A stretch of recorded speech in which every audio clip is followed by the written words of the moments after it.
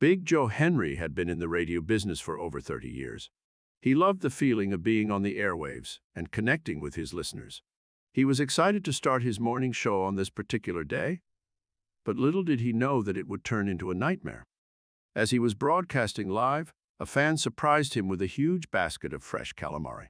He was thrilled at first, but his excitement quickly turned into horror as he took a bite and realized it had gone bad. The calamari triggered a terrible case of diarrhea that just wouldn't go away.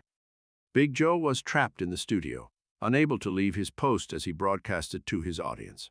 The hours dragged on as he struggled to hold in his diarrhea, but eventually, he couldn't take it anymore.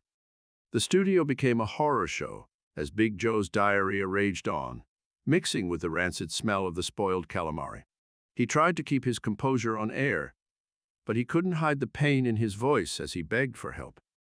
"Listeners, I'm experiencing some serious gastrointestinal distress here," Big Joe said into the microphone. "It's a horror show in here, folks." Thankfully, the Carney Jr. Rescue Squad heard his distress call and rushed to the station to save him.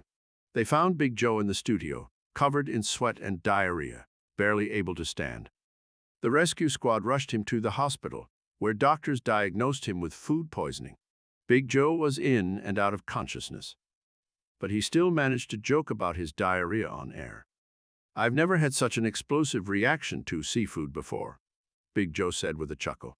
It was a real horror show, folks.